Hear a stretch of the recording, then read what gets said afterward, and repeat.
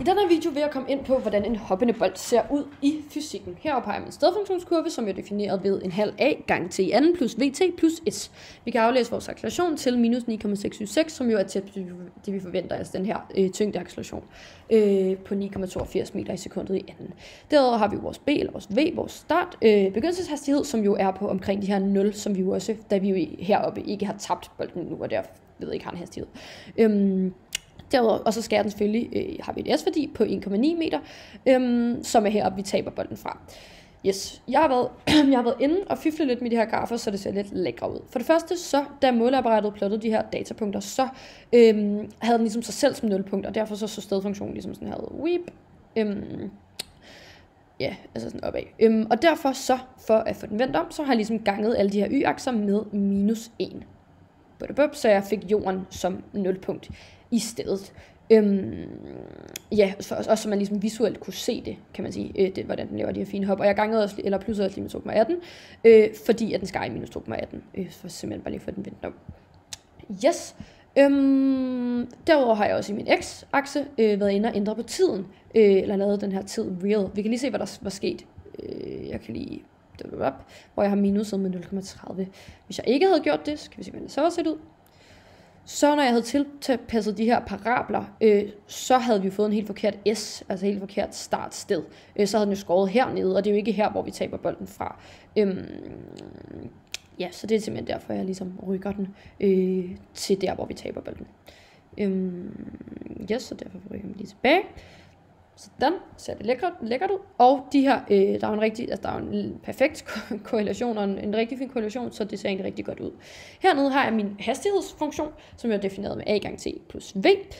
Vi kan også aflæse vores acceleration her til minus 9,988 meter i sekundet i anden, som jo også er tæt på den her tyngdeacceleration.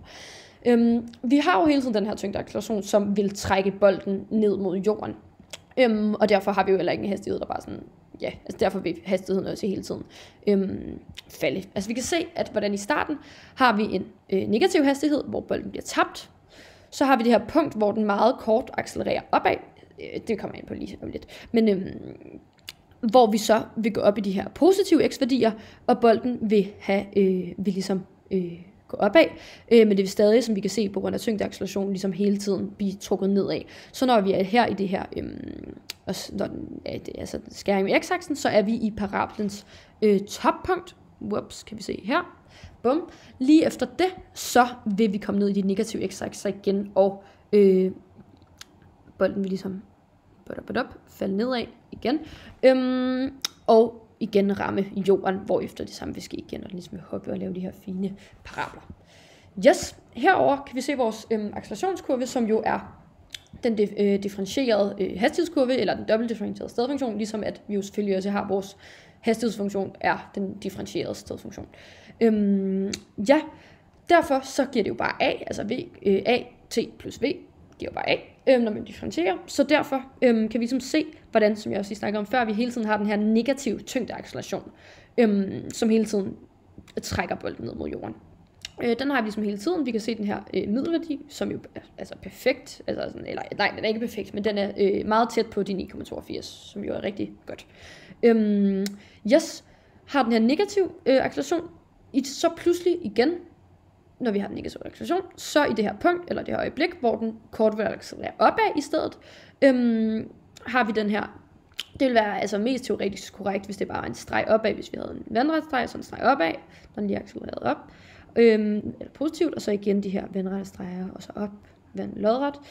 Men grunden til de her sådan trekantede, eller hvad man kan sige, figurer, eller kejler, der ligesom er kommet, kan være fordi, eller være forårsaget af, at bolden laver den her komprimering.